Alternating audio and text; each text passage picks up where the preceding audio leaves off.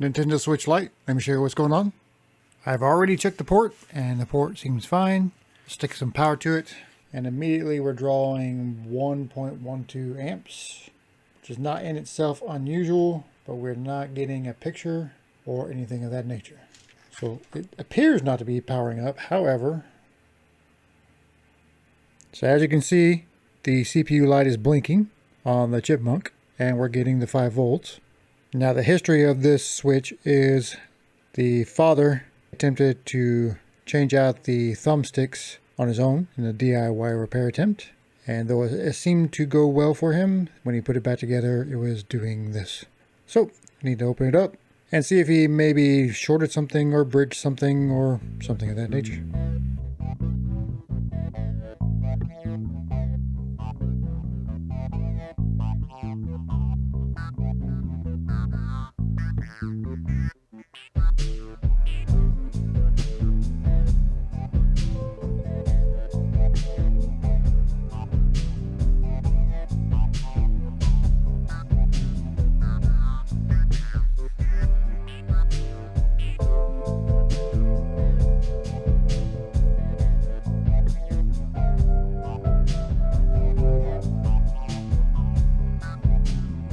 Okay, I've unhooked the ribbon and the battery, and I've hooked up our battery squid.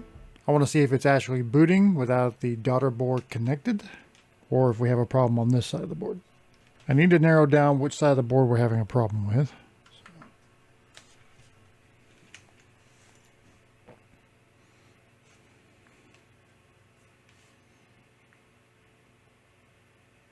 Okay, that looks like it's booting to me. It's not hanging. And I see no evidence of it hanging or boot looping. I think the first thing we'll do is get under the microscope and have a look at the ribbon cable. Staying booted, we're not having any issue. Let's inspect and go from there. Okay, I did find something. This ribbon was not completely plugged in and we have gotten a little change in behavior.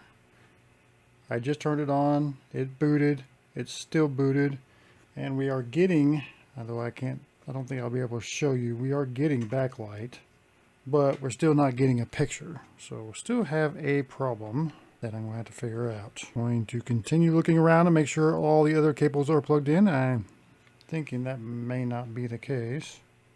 That one looks like it's pretty far out too.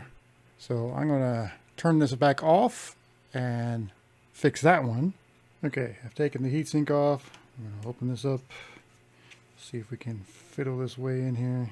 May not be able to without removing the game card reader. Maybe just the way it is. So I'm not going to be able to do it without removing the game card reader. So I'll do that and come back. Okay. Slide it all the way back in. Hopefully it will do so without any issues. You may have bent pins in this connector. Let me take a look. Yep, a couple of bent pins there. Let me see if I can do something about that. Okay, grabbed a straight pin, see if we can maneuver these pins back kind of in their position. Try with a tweezer.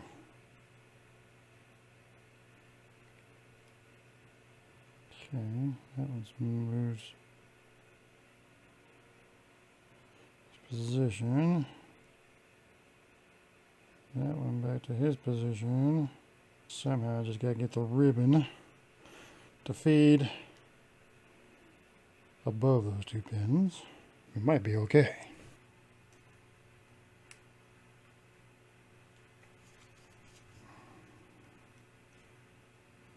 This is why I say you never want to flip these out. We're going to take a look and make sure those pins did not end up on top of the ribbon. And it does not appear they did. We might be okay. We'll latch it down. And I'm going to put our game cartridge reader back in. And then we'll test and see. Is this all it's going to take? We'll find out. I hope you're getting value out of this video. Just a reminder, if you find you're not ready to tackle this, I do offer these services, both locally and mail-in. Just head over to micromage.repair, click free quote, fill out the form, and I'll get back to you personally. If you mention this video, I'll give you 10% off on your repair. Moment of truth. Ta-da! Image. Powering on. We have touch. Excellent. I think we have solved the problem. Sometimes it doesn't require soldering. Just the right test tools. Okay, well that one turned out to be relatively simple. If you got value out of this video, I think you'll get value out of this one, and I'll see you there.